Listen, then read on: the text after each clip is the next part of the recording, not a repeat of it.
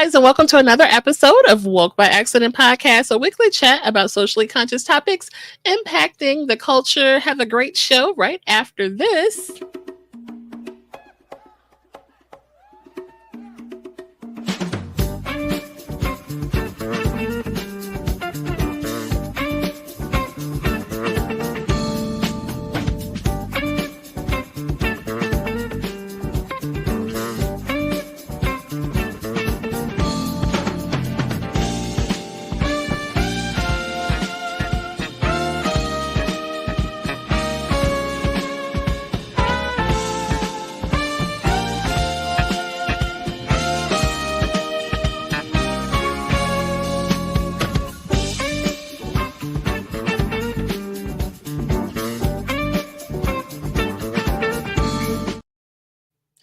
Hey guys, and welcome to another episode of Woke by Accident Podcast, a weekly chat about socially conscious topics impacting the culture. We are happy to have one of our most favorite co-hosts today, Sambaza, host and creator of the Sambaza Podcast. He is a 3-time nominee for the Best African Diasporan Podcast by the APVA, and he is from the Republic of Kenya in East Africa.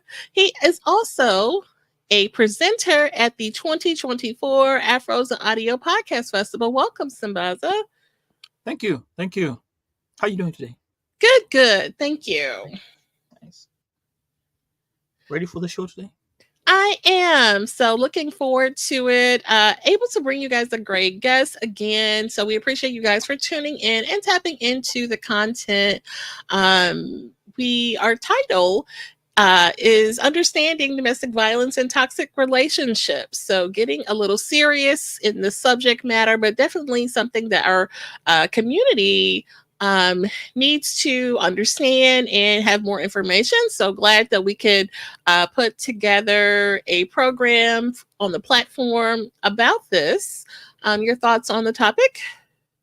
Well, I think it's one of those topics that has been coming. It's been in the making, and my guess is this is the right time to have a conversation about it based on, well, it's due. It's been due.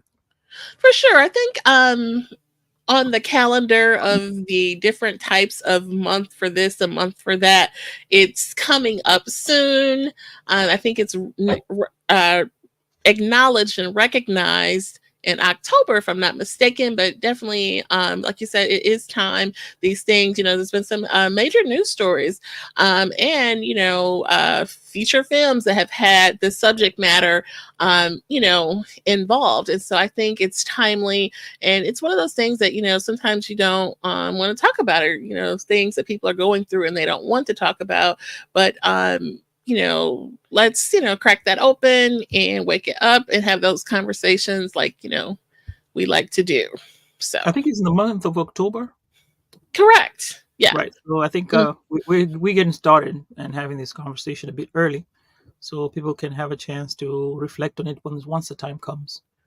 For sure. And I know, and like in my city, people do get involved. There's walks and celebrations and survivor acknowledgments and lots of things to recognize the month of Domestic Violence Awareness Month. So when time comes around, you definitely want to encourage people to see what's going on in your neck of the woods, your town, and get involved or read up or share inspirational pieces maybe on your social media, for example. Yep. Okay, and so we did mention that we had a guest today that will help us navigate this particular subject matter. So let's introduce our guests. We do want to, again, welcome all of you guys checking us out, either on the replay or when this comes to audio, to Woke by Accident and the Sambaza Podcast collaboration. And so today we have the privilege of speaking with a guest who's actually been on before. She is a licensed mental health counselor and the owner of Growth Empower Transform Therapy, LLC. She brings a wealth of experience and deep commitment to mental health, specializing in critical areas such as domestic violence, coping skills, and grief. Through her practice, she has touched the lives of many, guiding individuals through some of life's most challenging moments. And so we're definitely glad to bring her into the conversation that we're going to have today. As we dive into today's episode, we'll be focusing on the urgent and often difficult topic of, like we said, domestic violence, its impact on our communities, and the pathways to healing. It's all about healing, guys. We've been talking about mental health, and this is another way it can be impacted. So, our expert will help us and offer invaluable insights into how we can support those being affected and work toward breaking that cycle of abuse. So, without further ado, please welcome Miss Denise D. Moore. Hi, everybody. Hey, Jen. Hi, Sambaza. Thank you for having me on the show again. Yes, thank you for sure. All right. Well, we'll start right off the bat. I think the point we're trying to do is to understand domestic violence and toxic relationships. We think that it's important to define this or these topics that we're talking about. So please share what domestic violence and toxic relationships are. This includes various forms they may take, either physical, emotional, psychological, and what people really don't talk about much, financial. Mhm. Absolutely. So, with domestic violence, it's also called intimate partner violence as well. That's it can take place in a family or someone that you're really close with or someone that you reside with. And that's a lot of aggression. The aggression can be physical, as you said, financial, psychological, emotional, also sexual as well. And so it does cause a lot of distress onto the victim. And toxic relationships, um, just want to put a disclaimer out there. Just because someone may have toxic ways and tendencies does not mean that they're automatically a narcissist. You have to be diagnosed with narcissistic personality disorder either by a licensed mental health counselor or a psychiatrist or a psychologist or a licensed clinical social worker or a licensed marriage and family therapist. I cannot just, on a whim say, oh, you're a narcissist. No. Because, there are so many people that call me and my colleagues saying, oh, my such and such said I'm a narcissist and I need help. That's not true. But toxic traits and toxic tendencies, a lot of individuals are minimized. Their boundaries are crossed. Their self-esteem is made to feel really low. There's isolation that takes place from your friends and your family and sometimes your workplace. You're made to feel as though you have to depend on this other person. And sometimes it can be commingled with codependency as well. And the victim in both instances can have a fear of their life. Oh, and just before we go on, I'd like to put this out there to anyone who feels or is in an abusive relationships and need help. There's a national sexual assault hotline, and you can call, which is available 24 hours. You can call 1-800-656-4673. That's the number that we'd like to put out there if you feel that you're in such a type of relationship before we continue. All right, let's go on. Yes, Excellent. absolutely. And they also have the National Domestic Violence Hotline that's out there as well. And or you can dial 988 as well just to get some assistance. Oh, by the way, one more thing. Yes. There's a hand signal that is used, right? I've seen it at times on social media. I am not sure how true that is. I cannot even tell you what the hand signal is. Okay. But that's something that, for more research to really just look into. All right. Well, that is interesting. Okay. And then, so there are some statistics that we located on the subject matter that we wanted to have Ms. Moore share about. This one in particular, 1 in 4 women and 1 in 9 men experience severe intimate partner physical violence.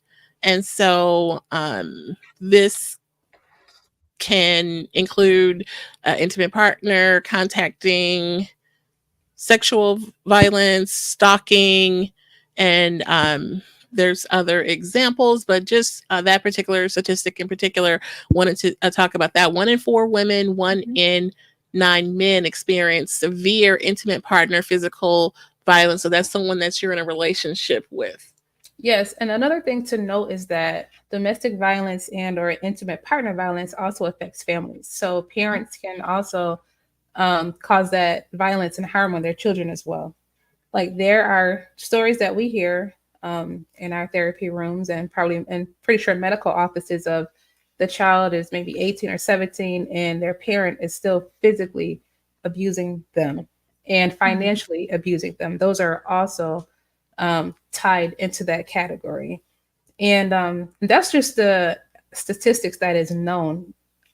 So often, these numbers, these people are, it's not reported. It's embarrassing. It's embarrassing for the women to report it, and it's embarrassing for the men to report it as well. Yes. Like across this earth, there are so many shelters for women, children. However, you don't really see or know shelters for men. So when we have men in that situation, it's very hard for us to assist them with seeking an outside place to reside because those doors are not always open to the men. Definitely. And since you mentioned reporting, there's a statistic that speaks to that. So this, and this is from the NCADV, this particular statistic, only 34% of people who are injured by intimate partners receive medical care for their injuries. So that means that they're not going to the hospital for their, wounds or injuries that they suffer. And that's a significant number, 34%. 34%. It's very low. There's a fear that the victims have when they're in that situation. Because they have already been isolated from friends and or family, or if the friends or family know, and because the victim has not taken upon themselves to exit that situation, they're often blamed. And so what the outside individuals don't understand is there is a fear that have taken place. We have seen so many individuals lose their lives attempting to leave, or who have already left.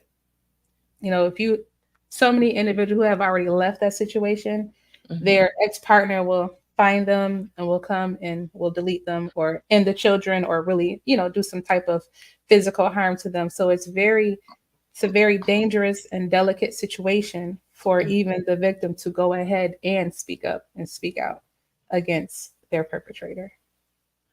Definitely. I've, stay in tune with a lot of news stories. Obviously, for the podcast, we've covered a lot of news stories. And I know there's been some locally here in St. Louis, that,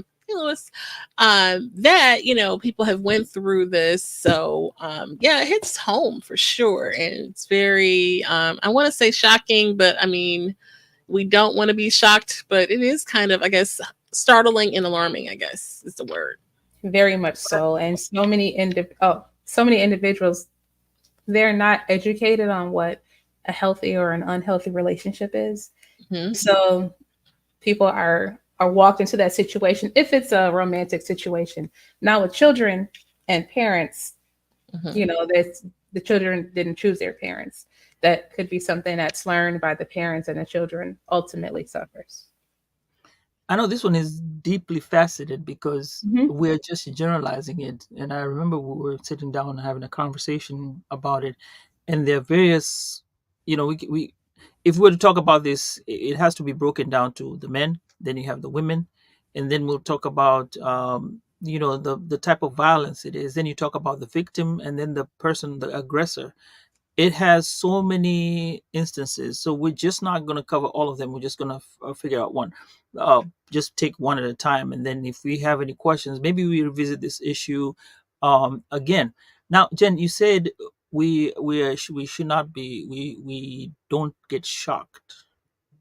I think we need to get shocked. We need to get shocked because once you get used to it, then that becomes a problem, because that's the part where we say, oh well, it's happened. So getting shocked, I think, is one of the things that we need to have, so that it kind of hits us back to realize what we're dealing with, or the ramifications of what's going on, families that are affected, what's happening on the background. my curious thing, and I don't know, this is not on a medical standpoint, but have there been any reasons as to why a person would go after somebody who's left? Because, I mean, if somebody decides they want to walk out, what's your dealings to have them come back? That's one thing. Maybe maybe touch on it a little bit. There is a power and control wheel that's out there on the internet. And that's exactly what it is, power and control. When you leave, you're standing up for yourself, you're putting up your boundaries, you're enforcing that, you're letting them know that you have support, you have a backbone, if you will, and you are no longer their property. So that person gets upset. It's a rejection. That is not handled well. So that I'll show you, or if I can't have you, no one will. Or I'm going to get you. There's so many, instances and stories out there that's like that is very much disheartening. And then by the time the authorities come to regulate the crime, many times it may have been too late. We hear stories of a restraining order is not enough because it's just a piece of paper. Many victims really attempt to get away and really believe that they're in an undisclosed location. However, there are trackers that the perpetrator will put either on the car or apps in the phone. There's just so many things that happen such a dangerous time. There's someone close to me in my family. She left and he took her life. So at this point, we're just waiting for justice to be done. But it's a very dangerous time and situation. Yeah, you mentioned isolating from your friends and family, and I think there's also sometimes a manipulation of your friends and family. When you talked about walking away, my mind instantly goes to the movie about Tina Turner and the scene where she's trying to pack the kids up early morning while he's asleep, and her own mom just in conversation, he's pumping the mother for information. And of course, oh yeah, she get over here, and I can't tell you, I related to that little part because that was probably something that, a family member or that would do. Oh yeah, she over here. Oh yeah, she just texts me. And we don't know what we're doing by sharing, but there's a manipulation. Can we speak to that? Oh yeah, I say those individuals have their PhD in manipulation, and they just look for prey. However, once you know that's what the situation is, hopefully those family members will want to love you and support you and to help you get out. But these are individuals that are very much charming around other people until that door is closed. And you'll just never know. Just never know.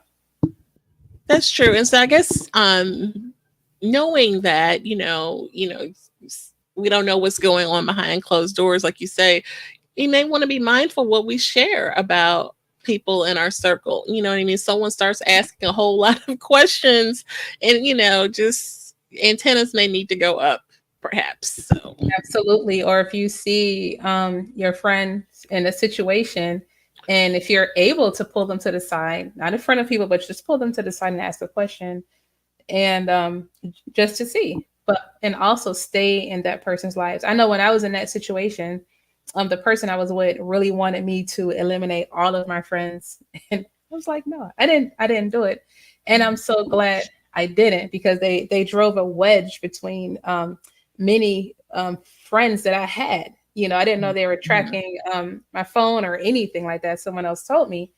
And I was like, oh, no wonder you knew all of these conversations. I'm thinking I'm having private conversations about exiting. And, every single thing, like every step I made, he was already like 3 steps ahead. So just knowing that I will, not, and being strong enough not to just eliminate all of those friendships, but to keep those people close to you. That's true. And with the manipulation and sharing of information, I just thought of a memory that I kind of like literally suppressed, and I don't, share a whole lot of personal information, but I do, had a family member that went through something like that. I was a child at the time, and, I was manipulated into sharing information, which, cause, different things that happen. But because I'm a little kid not knowing, of course I'm spilling the beans, and So they use children in this manipulation. Absolutely. Yeah, They will use anybody. They will use anybody. Again, they have their PhD in manipulation. that is so true. So, Yeah. you have a personal story of having gone through it. Hmm. Oh, okay, okay. Well, sorry to hear Absolutely. that. I appreciate that. And so one thing I had to learn is those the red and green flags of a healthy relationship, because I didn't know. Because Mhm. if I knew, I wouldn't have been there or been there too long. And plus, I had my daughter in that situation. So when I said when I got out, when I was beat out of that apartment, I was able to share it with not only my daughter, I made sure her friends knew and other people. Like, these are the signs that you recognize. These are the, if someone is putting you down, if someone is trying to say they want love bombing, what we call it, spend so much time with you and the family and just you two, which can be healthy in a way, but when it begins to get unhealthy and it's too much, and you're being made to feel guilty when you're trying to spend time with your friends or your family, that's another red flag. Also just overstepping their boundaries, eavesdropping on phone calls, Mhm. really trying to track, everything and your every single move, to the point where you start asking questions. And again, they are so manipulative that they will just, finesse that thing to be like, no, I'm just tripping. I don't even know why. And it happens to men and it happens to women. Okay. And then, Sabaz, I think we're into your segment here with the red flags. So, Yeah. Yep, Now, absolutely. when we talk about domestic violence, now I'm sorry, I'm trying to get back into the rhythm here. Okay. It has a significant. It has a actually domestic violence has some significant economic impact. Now, this regards to the costs of medical Mhm. care and then mental health services, also Yes. lost productivity at work. Um, it actually costs about 8.3 million, not million, but $1 billion annually in the US for all those costs. And this was based on a research by Institute for Women's Mm-hmm. Policy Research. Mm-hmm. Now, the reason why we go into the economic impact is because of what it does to the family.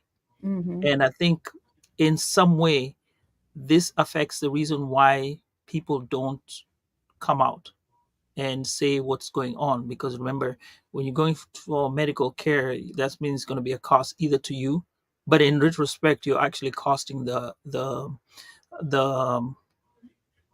the government. Two, Absolutely. you're also not showing up to work, which means you're losing money which could have been going to the family and helping yourself. But again, that's losing man hours to the company. It's a secondary thing. And then also the fact that Mm-hmm. when you miss work, you tend to be questioned as to where were you, and having to show up there and say, hey, I'm okay. But you could not be okay. Remember, sometimes when it's physical, um, it's really one of those things that people don't even want to talk about it when you're at Mm-hmm. work. I've been through two instances. I think I've talked to Jen about this on a private conversation, where people have come to work and you can see they have a black eye, and you know that something happened. It's a very difficult conversation to have. These are people maybe you even laugh around and have these nice conversations. Uh, I'll end there and ask you about your opinion regarding that economic impact, and Yeah. if there's any way we could go around it and make it much better, uh, in terms of having to prevent. Mm, I think preventing it with the money that could have been saved. absolutely. So I'll just speak to here in America because I'm not sure about other countries. Here in America, we have to go to work. We have to show up, even if we're sick. We have to get it together to perform and complete our duties. We only receive so much of pay time off before it's looked at as, I don't know if this job is right for you. Individuals can complete the Family Medical Leave Act or FMLA paperwork to see if it's approved. Also, that has to be approved by your employer. Questions will be asked again, or short-term disability. However, that individual is still, they will still feel that economic impact. Homelessness occurs. Evictions happen. So something happened, you're evicted, you don't have the money, you can't get into the apartment, the children may get taken away, they're impacted, you may have to live with family, it may be foster care placement. There's so much that happens. It's not always quick, it's the help doesn't come quickly, and it's not always funding there, for assistance like that. So what can get better? For the help to come quickly, for housing to happen quickly, for individuals to be able to continue with those payments, like for individuals to not have to feel ashamed for receiving help and assistance, and even afterwards helping to repair those things that have been broken in or that have been taken away. I think that could really help. And with employers, I know we live in a capitalistic society, with employers to have more understanding on the health and wellness of their employees. Definitely. And there's some laws. Oh, Sambaza. Okay. I'm gonna wonder, how would you put in for domestic violence in a FMLA form, or short-term disability? Because at that point, when you admit that, then the HR will probably look at you and say, they'll probably pull you aside and give you the programs that you need to go to. Maybe at that point you do need help, but I think there's a catch-22. I think at that point they'll tell you, okay, we cannot give you FMLA or short-term disability, but you have these programs that are available to you and that you can go to and get assistance. Mm-hmm. It's really a fine line. I'm not too versed in the laws, but even when my clients come to me because they need that from their job, it's still a difficult time. Even with grief, the death of at an old coworker, her daughter was murdered, and her supervisor had to call her because you only received 3 days of bereavement. Mm-hmm. Had to call to say, all right, it's been 3 days. You got to come back to work. So all of that needs to be changed. Even if you're an employee suffering from a mental health crisis or medical issues, you're still being looked at. I know you had surgery last week. Why can't you come in today? But your doctor said you're not having that issue. Well, I'm healing. I got stitches. I'm still bleeding. You're feeling guilty because I gotta save up my time, but I can't take my time off. But when you look on the list of the reasons that you can use that leave for, alcoholism is on there, and depression, and even though you would think, like, if you're alcoholic, they may wonder if you're able to perform your job duties. But same thing, are you able to perform your job duties? But if that's on there as a list, then someone has to have used it, or it's allowed. I just look at the times I am completing paperwork for my clients and they're questioning why, and it's really much scrutinized. I'm like, y'all can have them go back if you want to, but there was a reason you asked them to take time off in the first place. So we're trying to work through that. But it's difficult, and the process isn't easy. Are there scammers out there? I'm pretty sure there is. However, everyone is not, everyone's mind does not think that way, and help is definitely needed. Right. That's a good point. Yeah, it's a really fine line, and yeah, but. Yes. Now, these programs that you have now, when you're talking about the economic impact, are there programs that would help women who are? I know they're there. Mm-hmm. Maybe you can speak to some in your local area and what they would do to help in such instances, like the process, what happens. Maybe guide us through. Like, let's say, for example, something that happened. I don't want you to use your personal one, but if you can, that's fine. But just guide us through the process where you leave, and at the point you leave, you go to a shelter. Mm-hmm. What usually happens, and then in a general area, because I know some of them, there's some information that you don't want to give out, so that whoever You know what I'm talking about. Yeah. So here in my local area, the woman, because again, it's not too many shelters for men, so I have to use woman. She has to find her own way to the shelter, for herself, and she cannot be dropped off. However, if she does find someone that she can trust to drop her off down the street, they have to get to that shelter themselves. And hopefully the perpetrator don't know where the shelter is, because you have perpetrators that will drive them around and say, I know someone who works here, here, here, here, and here, so try me. And so you may have to look into a different county.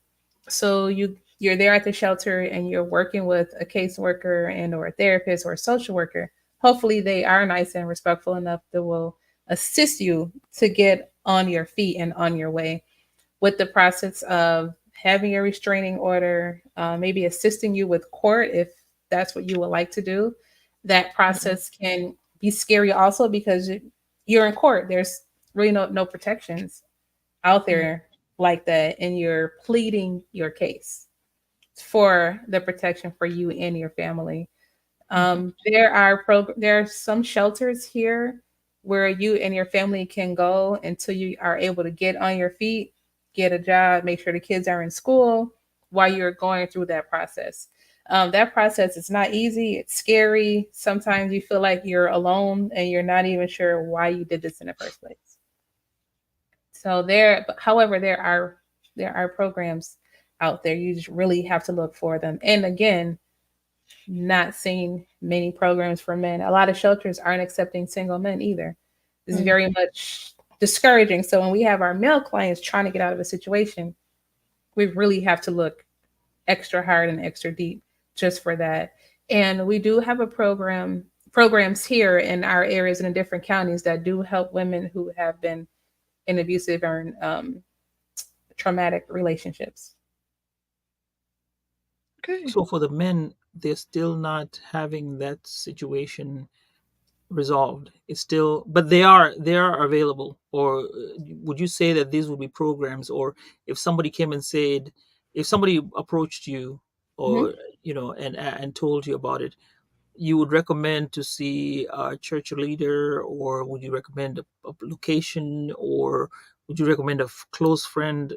Because I know, for as a man, I'm sitting here looking at him like, wow, okay, Mm-hmm. what happens to a guy in such a situation? Correct.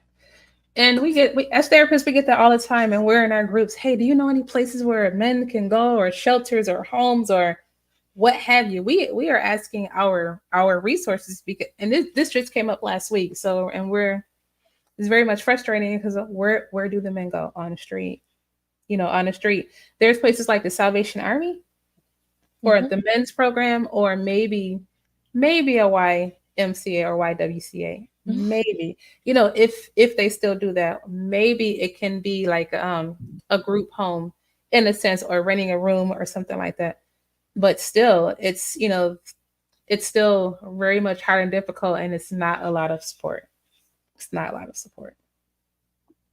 Yeah, I would think some agency on along the lines of what you've mentioned would be the path that you would want to send someone on if they didn't feel comfortable coming to a family member, because I mean, really, a clergy, they're not like the old days, so they're going to probably refer you to an agency. So, but there are a lot of agencies out there. So, if you have a therapist or someone that can point you in the right direction. Yeah. Yeah, there are churches in the area that have a lot of programs, and that understanding will open up the doors and will assist.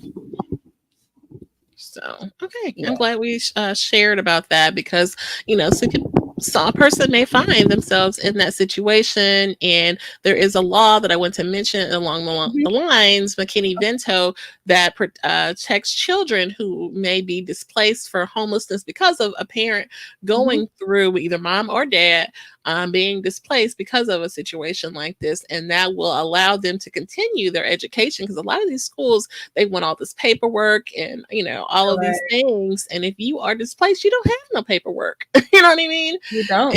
Yeah. So You don't. You don't. You may leave without the paperwork because it was safer that way to do so.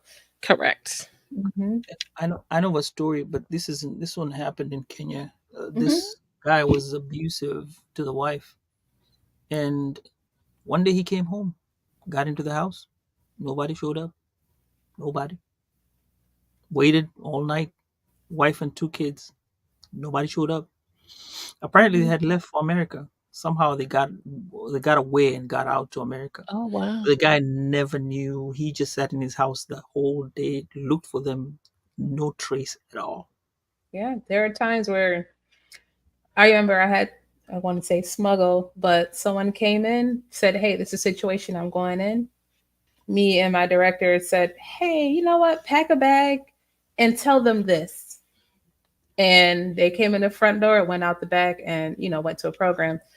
Their partner actually called the deputies to come and speak to us, and we said, "Hey, it was a domestic violence situation." He said, "I got it. You don't need to say anything else," Oh Mm. wow. Mhm. and left because there are times where it's really that scary, and you really need to go ahead and do it. And by the time someone leaves, you just don't know how many times they have tried to leave before already. Mhm. Yeah. Another Mhm. scary one that happened. This was in Dallas, like maybe Mhm. 12 years ago. So, but this was violence and was happening in the car on real time. And it was an African American lady, and she was being held at gunpoint now by the guy. I think he was chasing him, and for some odd reason, she managed to pull up in front of a cop, an older cop, and then she tried to tell him something. And the cop, I don't know what he was thinking. He drove away. And this wasn't a rookie cop. I mean, this was a cop that had spent some years, 10 plus years, and Mm. drove away. Story ended. He got fired. I don't remember what happened to the store, Mhm. the lady, but it was at that point where it kind of had a lot to say about what people know. And some police officers did can miss that, and which is why I want to go back to that hand signal. Mhm. It's this: you Okay. raise your hand. Can you see like this? Okay. Yes. So open palm, that and that, and you make it known. If you do that, that tells you you're in distress, you need help. So anybody who sees that might wanna look at it and know that somebody showing that needs some help.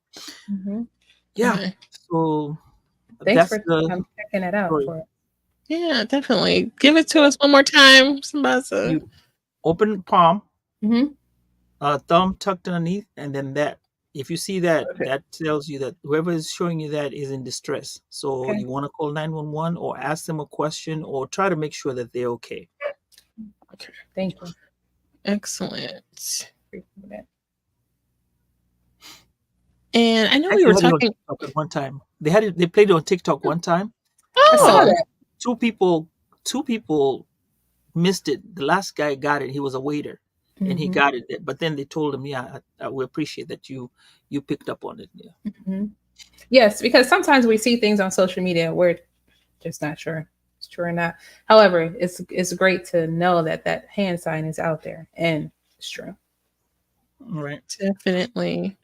And then you touched on some of the red flags and warning signs, isolation piece.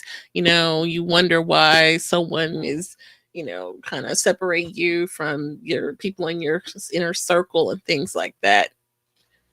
Any additional thoughts on the red flags? Maybe if a friend that's going through something, like we kind of spoke a little bit about what to look out for. Hmm.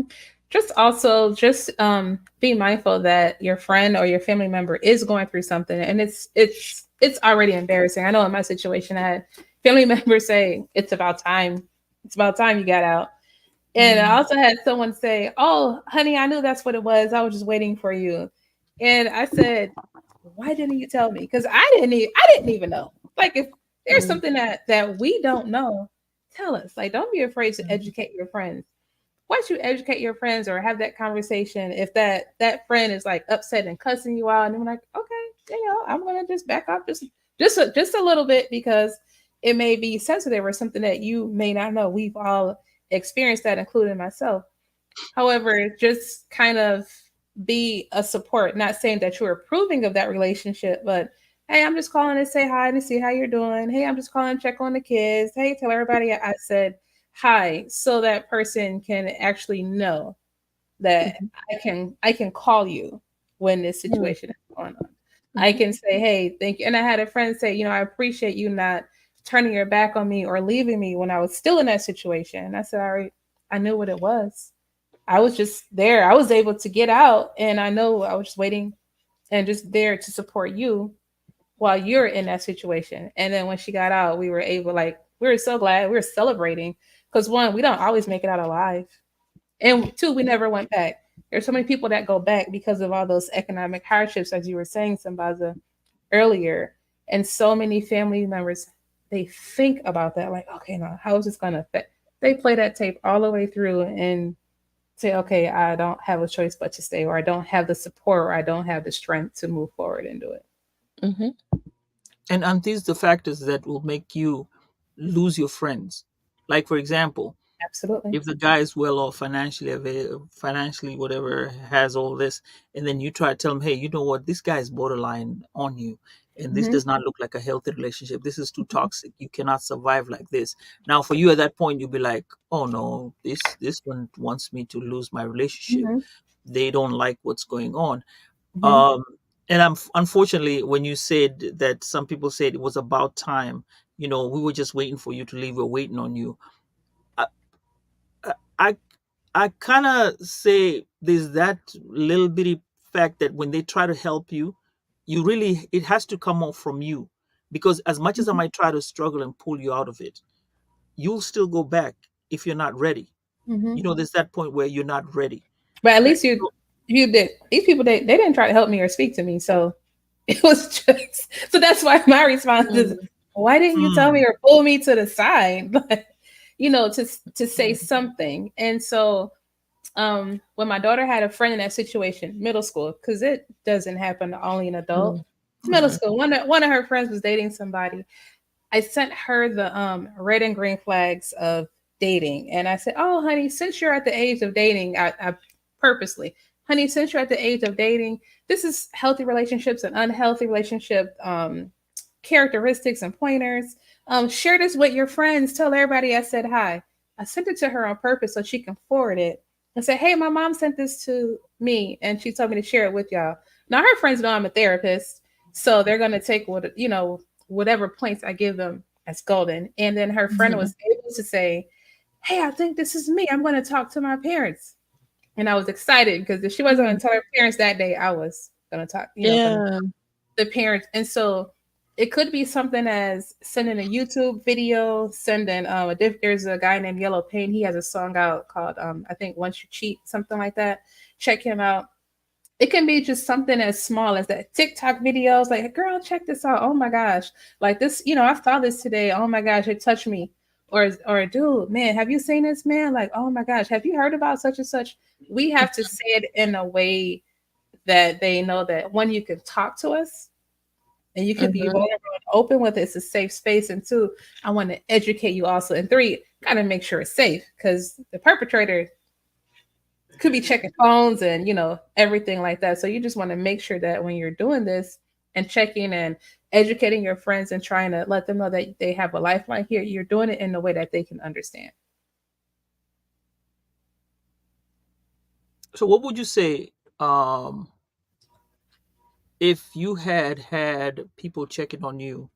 Would it have taken a shorter while for you to get out of your situation, or it was just a matter of time till you felt it? Or what were these people talking in your ear kind of like making you realize, hey, you know what, mom told me that. I'm just giving an example. Mom told me this, my cousin told me this last week.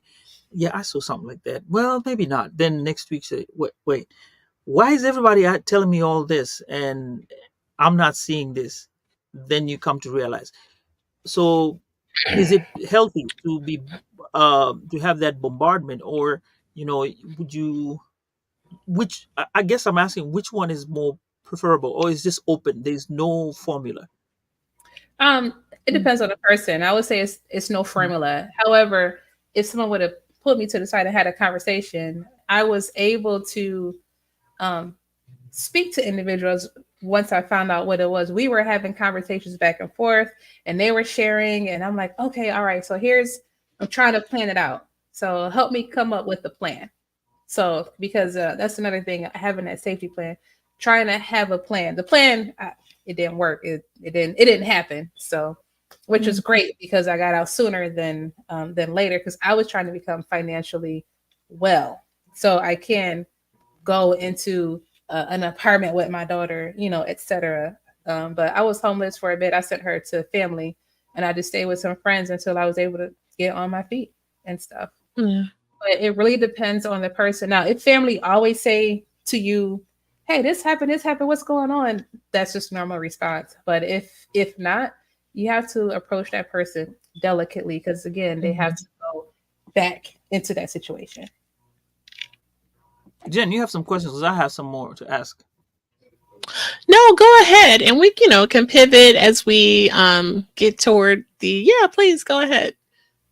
Okay, so my and I think this goes to the ladies, Mm-hmm. who probably, maybe the listeners and viewers, if you have anything to share, this might be one of the things that we'd like to know.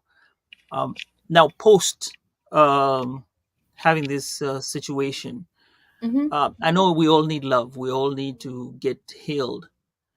And when you come out of such a situation, the next person, they tell you don't carry this to the next person. Now, that is still one of those things where you say, okay, fine, you don't want to carry to the next person, but you have to guard yourself. The red and green flags were there, but there's a tendency where some women, not most of them, not all of them, will have this situation where they still carry the experience they had with what had happened before, which is natural. That's human. That's Mm-hmm. human nature.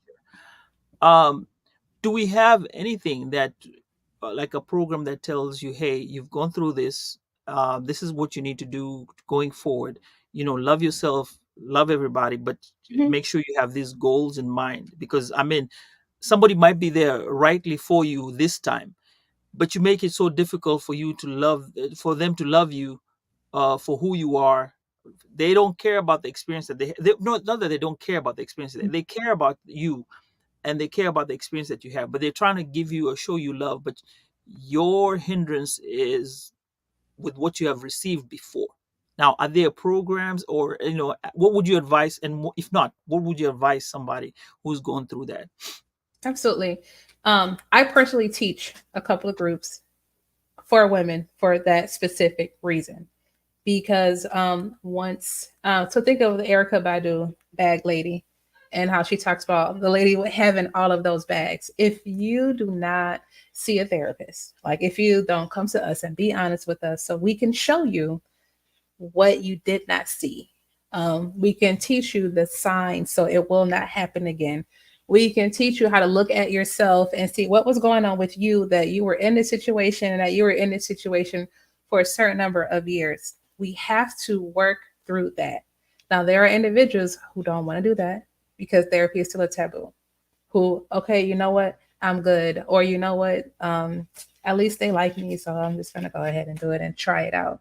However, I teach on that. I have a group called Heal, Empower, Release. That's a 6-week group. And I'm going to teach a master class in a couple of weeks to teach women in regards to that. Because there are so many values that families do not teach children. And so we become adults and we're out here. We're outside, we're meeting. We don't, and again, we don't know. We don't know. Now, as far as the program, I'm not sure. I know there's a couple of women's shelters here in Tampa that has classes that do teach that. As far as a national program, I'm not too for sure if there's a national program about that. And that's why when I learn something for my male clients and female clients, I'm teaching them. I'm teaching them.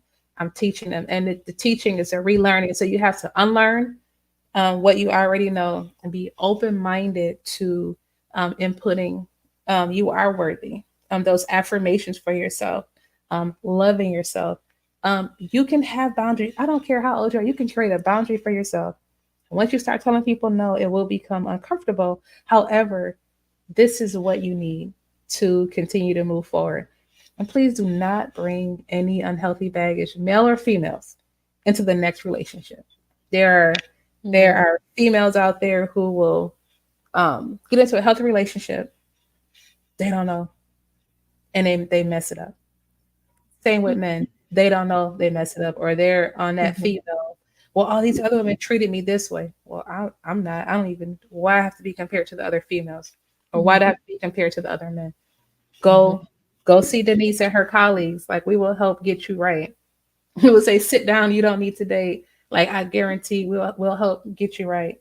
You won't regret it because you need this for yourself and your future generations. Now, your program, is this an online program or something Online. local?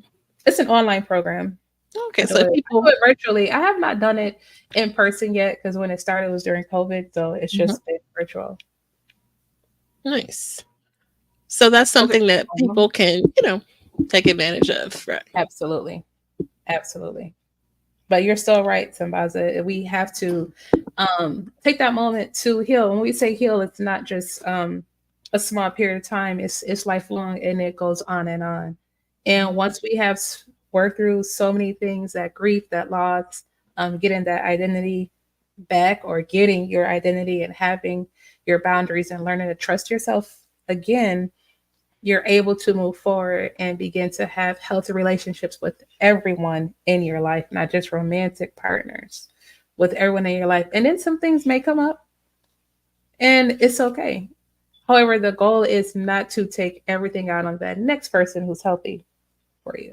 And then, like you said, somebody, you won't miss out on your chance to have love and healthy love in your life and healthy relationships. So now we've talked about the I think we've gone through 3 stages. We've gone to the part of how you get out. Now the post. Now it's the woman we've concentrated. Now let's go to the kids. The kids. Do we have things that we do to help the kids understand that this is not right? You can change this for your life. Because there's one thing that is always talked about, and this is, what do you call it, generational curse. Yes. Chances are the lady who, or the daughter who, or the boy who saw the dad abusing or the mom being abused tends to kind of go that way. Not all the time, but it's been known to have some similar cases. Absolutely. How do we have this stopped, or how do we have this kind of stopped and not have what we call the generational curse, if there's The anything like cycle. that happens? Yeah. Absolutely. And it does. And it's also not only individual therapy, but also family therapy. Because if that is not, if that does not happen as the child, becomes older and get into relationships, then they'll come and see us and say, this is what I saw growing up. And I started doing this, so I don't want that anymore. Or this is what I saw growing up, and that's why I don't want any children or relationships. And so we have to talk about that. That family also needs to talk to that child and children about healthy relationship. What does that look like? Even within the family. I may not want to hug Uncle Earl or sit on his lap. Why do I gotta hug Auntie Lucy all the time? That's letting the child know that even if you say no, you still have to do it because someone is telling you to do it, or an adult is. It's also teaching that child that this is not your fault. There are so many adults that'll say, "Man, if I was strong enough, I would have been able to protect my parent." You mean when you were 5 and you were children? Are you going to fight an adult? It's a lot of misplaced guilt that individuals feel on themselves as well. And again, like, one thing I had to do with my daughter was teach her. I brought up real life examples. One, I apologize to her for having her in that situation. Bring up real life examples that she can remember, and I teach her this was not right. That's not healthy. This is how you can look for that. And she does a great job of picking her friends and her partners. So I was not ashamed to share my story. I'm not ashamed to share my story, or scared to apologize to her or let her know, hey, this is not right. This wasn't healthy. And I have to teach that. Or like you said, Sambaza, it will continue generationally. We've seen it in the Bible. We see it in real life. And Miss Denise, Yeah. thank you for sharing your story with us. That is something personal that you didn't have to share, and we appreciate that for sure. Absolutely. I appreciate it.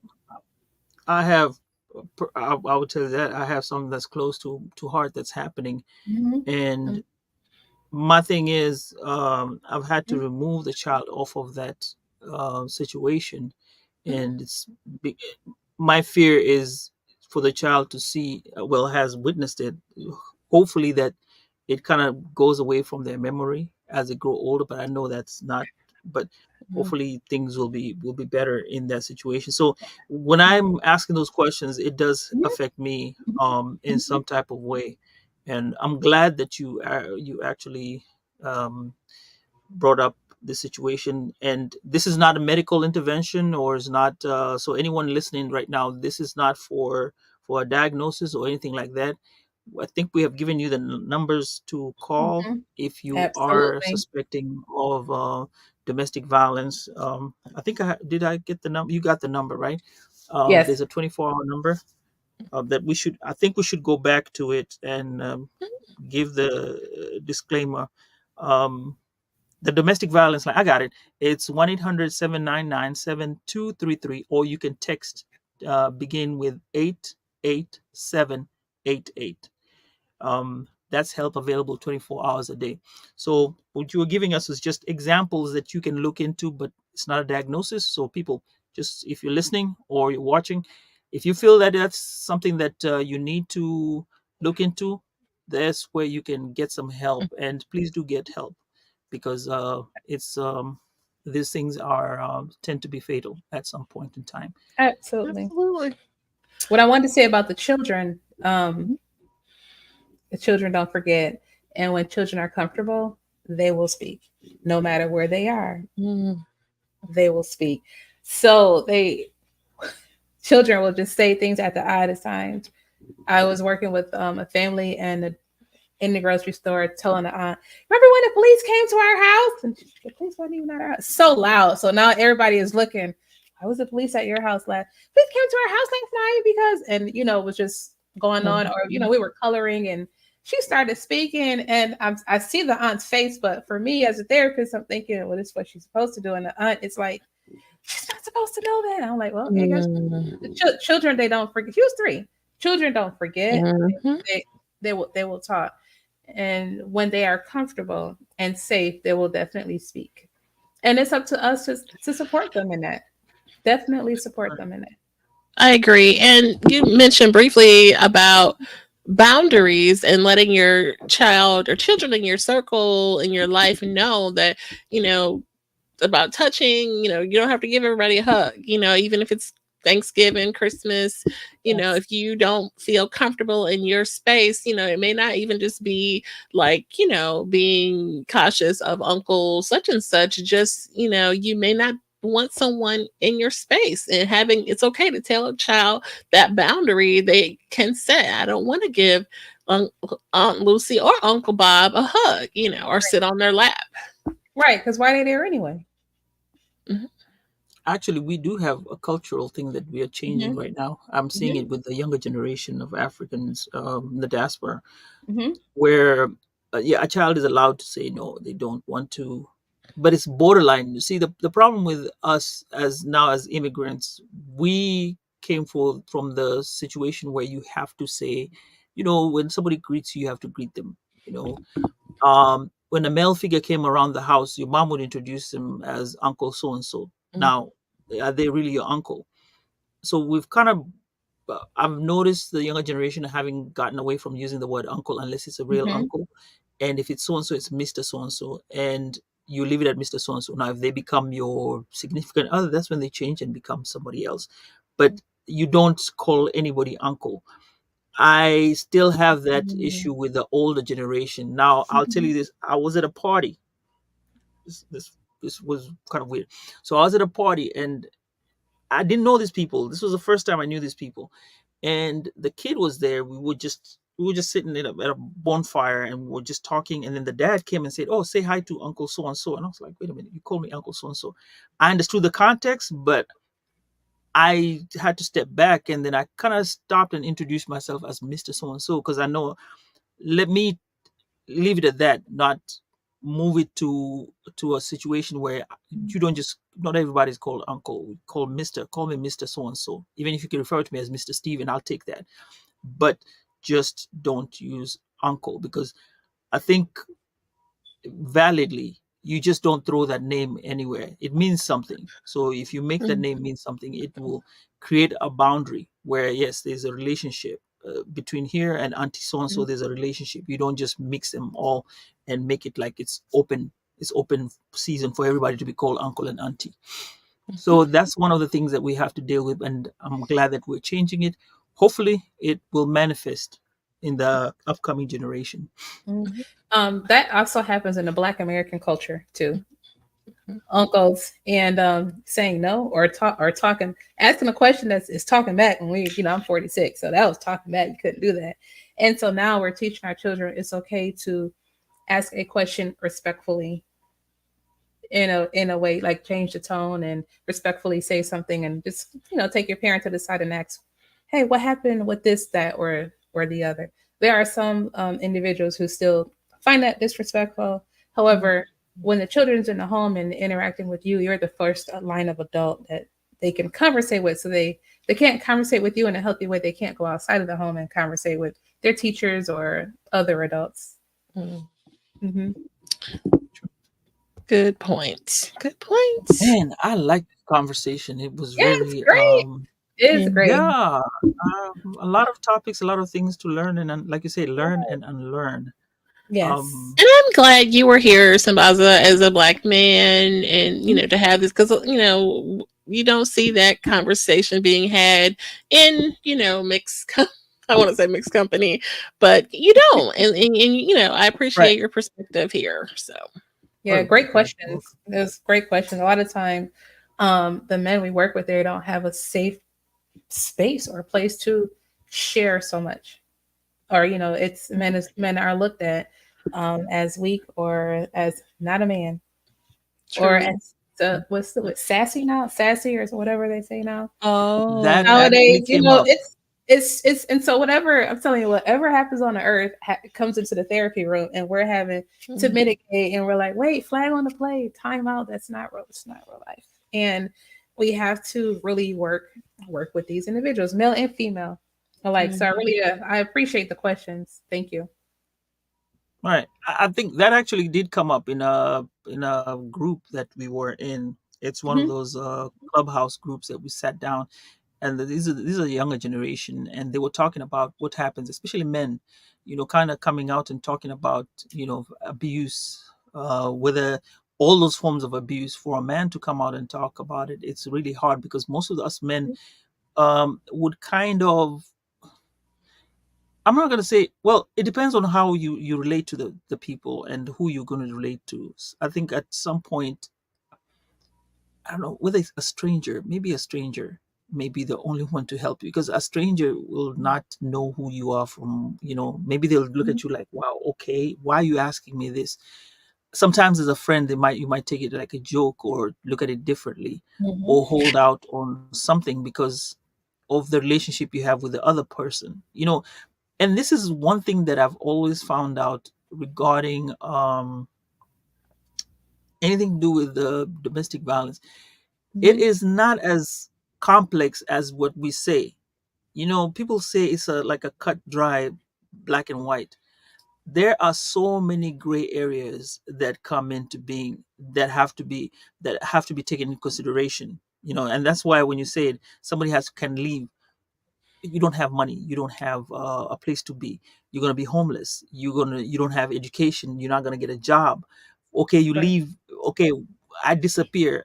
Maybe this is a job that I've had for a long time that would feed these kids, and it's a bigger issue than just one thing. And I was so glad that like, again, I was so glad that you were able to come in and give us this knowledge that we will keep up, and have people listening in and watching it, and be able to get something out of it, and to help somebody else. Absolutely. Sure, definitely. Thank you for having me. I appreciate it. Yes, for sure. Let's Now, see. for the fun stuff. Oh, okay. Yes. Whew. No, there are no bells. No bells this time. We're not ringing any bells. Okay. I know I got you on that one. Yes. Well, um, Okay. people want to know. You have some nice programs. You discuss about these programs that I think you've alluded to some right now Yes. regarding what you do. Yeah. And now, give us a whole. We gave you this beginning part where we said all these nice things. Jen actually had this whole script for you and talked about what you do, but she didn't explain the nitty gritty, right? She just gave us the flowery part. So now, tell us the rest of the part that she was starting you off with regarding what you do, how people can reach you, your socials and stuff like that. Yes, I'll say absolutely. So I'm a licensed mental health counselor in Florida. I say the great state of Florida. I'm based locally in Tampa, and I see clients virtually or in person. I do accept insurance and also private pay. And what me and my team have been doing this year is a Healing the Generation seminar. So in March, we did our mother and daughter relationship seminar. In June, we held our father and son relationship seminar. In September, we're going to hold our father and daughter relationship seminar. And in December, we're going to hold our mother and son relationship seminar. So it's our goal to heal the generations. It's our goal to let people know what's healthy, what's not healthy, and hopefully break a lot of those generational curses.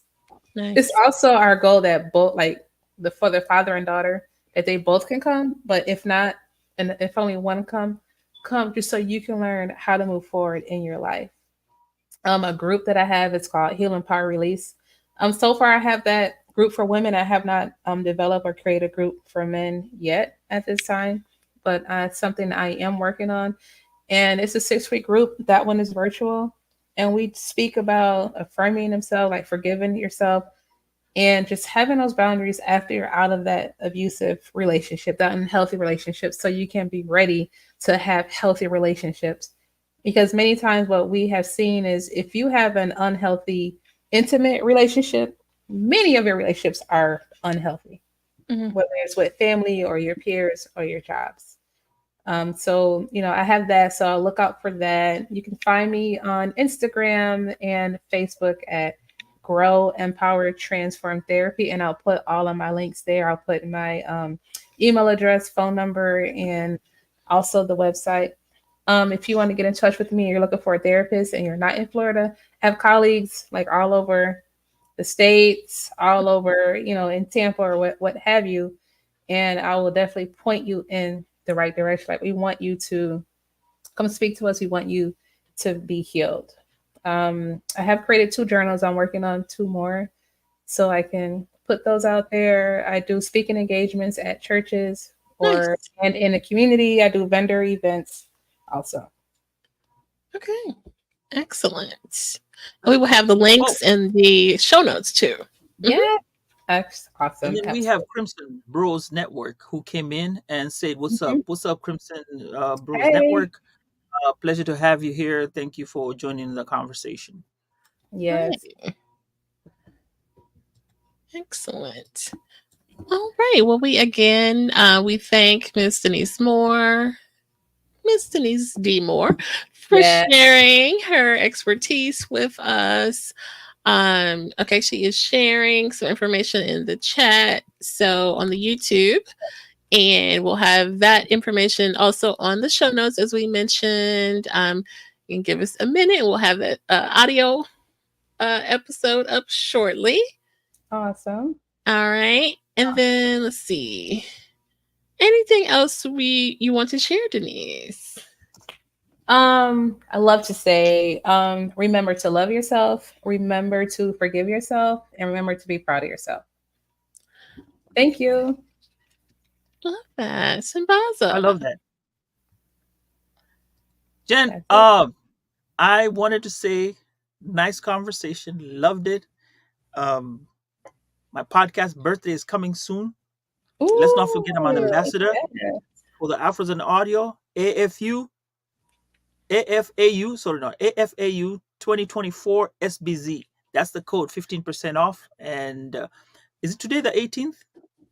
No. No. Oh, yeah. No, don't do that. It's not the When's 18th the yet. 18th? All right. Sunday, hopefully. Sunday. All right, all right, Mhm. all right. There's gonna be a flash sale, so Mhm. they're gonna throw in a flash sale where they're gonna give some money off. So if you're online, or you're listening to this, hopefully you can catch it before August the 18th. And hey, this will be yours for the taking. Awesome. So hopefully we'll meet you, Denise, over there.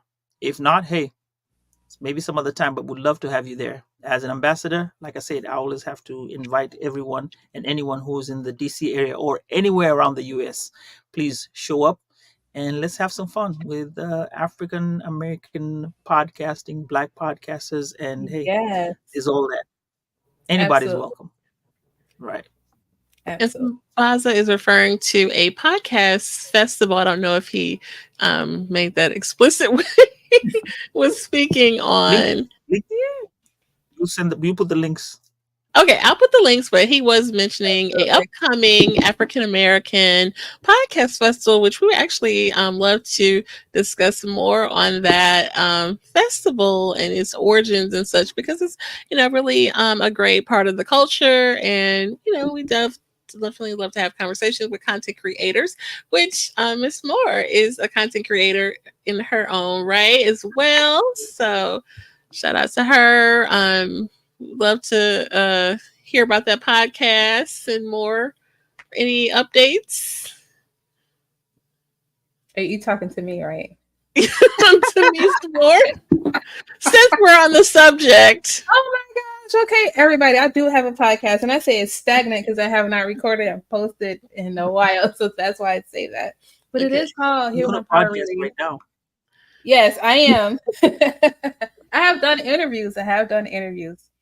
However, I do have one, and we cover mental health topics. It's not a substitute for therapy, but we do cover those topics. So if you have any questions in regards to mental health, I'll definitely will talk about that on the podcast.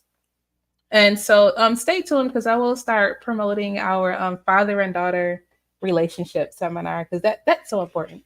That is so important. Right. That's so Right. important. It is. Excellent. All right. All right, Jen, Sambaza. take us home. Okay, so we appreciate everyone for joining us with the content and topic that we had today. We hope that today's conversation has inspired or enlightened you. If you found the episode meaningful, please consider sharing it with your friends, family, colleagues. Our collective awareness and advocacy plays a crucial role in creating positive change. So please stay tuned for more engaging content, and we look forward to continuing these important conversations in the future. So again, kudos to everyone, and thank you, Ms. Denise Moore. Thank You're the welcome. viewers for tuning in. And until next time, please stick around as we give you our proper farewell, and take care, guys. Bye.